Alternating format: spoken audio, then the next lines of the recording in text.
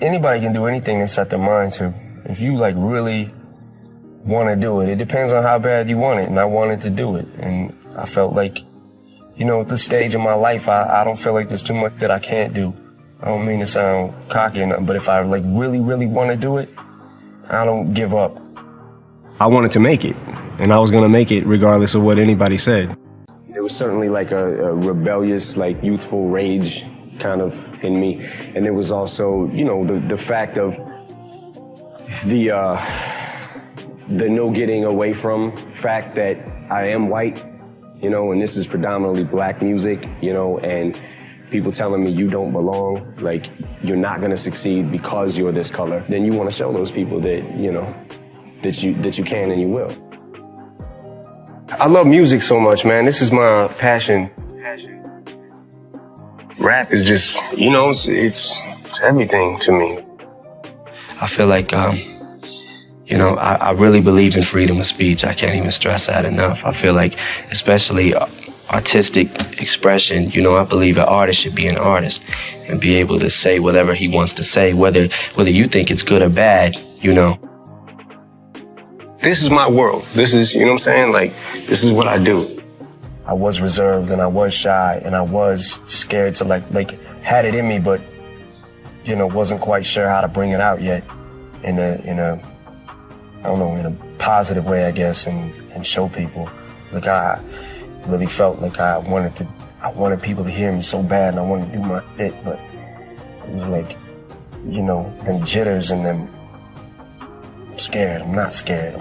You know, that whole struggle and everything, especially early on for me, you know, which I love being on stage and stuff like that. Once I got a mic, I was cool, but it was that prompted me to do it and get up there and not be scared to grab that and just rock.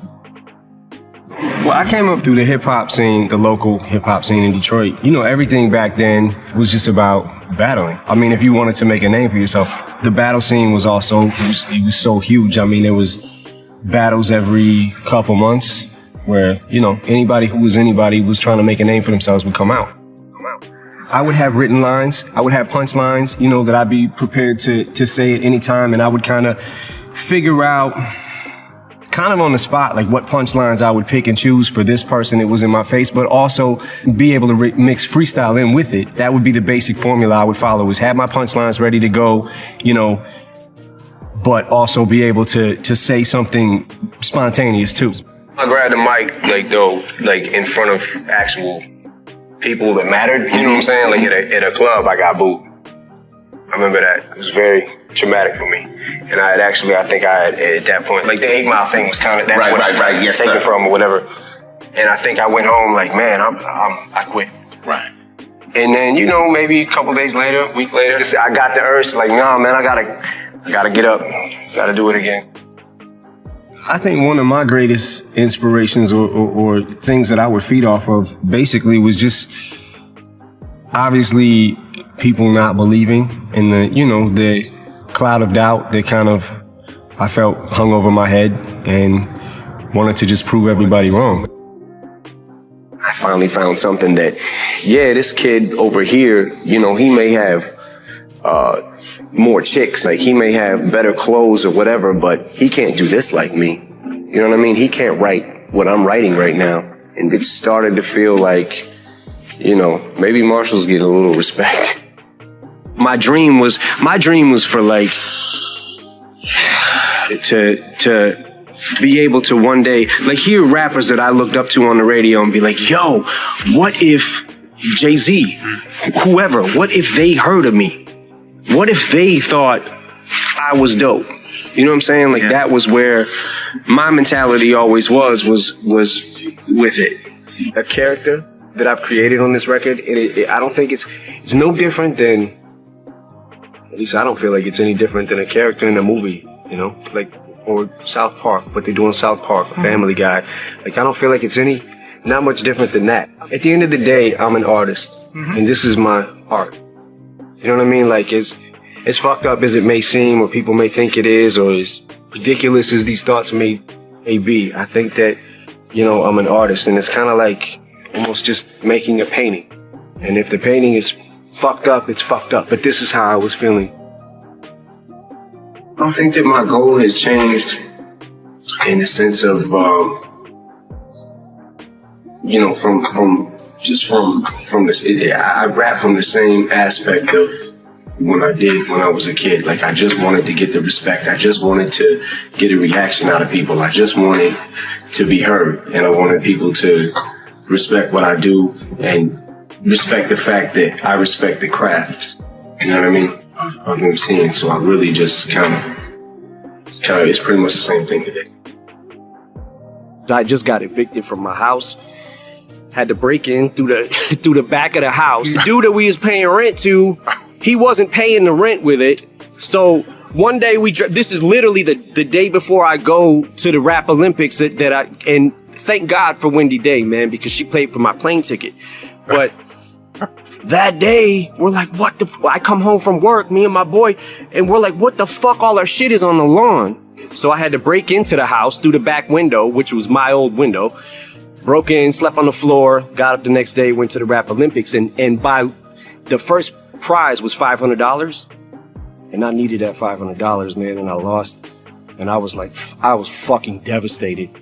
And then this kid, Dean Geislinger, walks up to me and he's like, yo, man, you got one of those CDs? And I was like, yeah. And I kind of just tossed it to him, right? And didn't think nothing of it. I didn't know that Dean worked with Jimmy Iovine. Mm-hmm. So he gave it to Jimmy. Jimmy gave it to Dre. And I'm back in Detroit now. Fuck. And I get the call and I'm like, oh shit. You know, this is about to happen. I would change schools 2-3 times a year, and that was probably the roughest part. There was a lot of instances. Beat up in the bathroom, beat up in the hallways, shoved in the lockers, you know, just for the most part, man, you know, just being the new kid. Every time there's a new issue or something that comes up that needs to be addressed, that's how I explain it through my music and express myself through my music.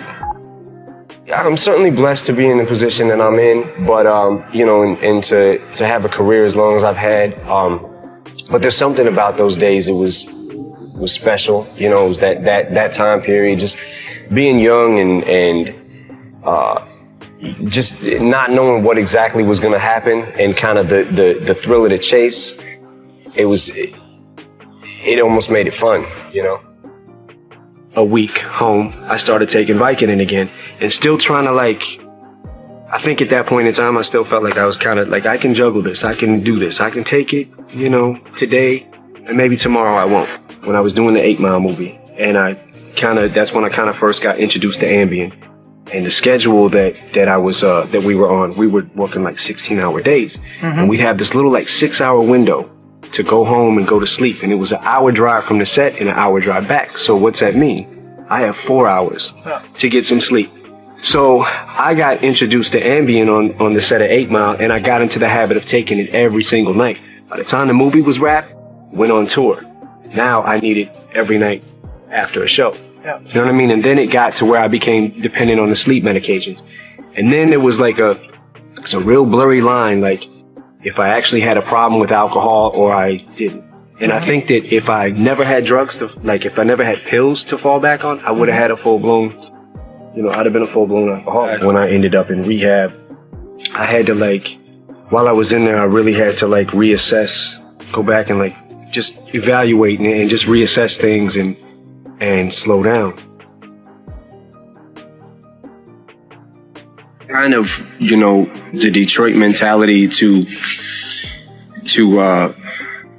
we're kind of the underdog. I feel like we've always been the underdog, and that's kind of how, you know, I've always taken that, kept that with me. You know what I'm saying? That I want to say fighting spirit that Detroit has.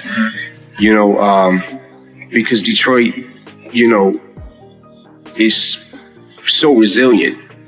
You know, like I feel like our like people there, we have this, you know, kind of Detroit versus everybody mentality.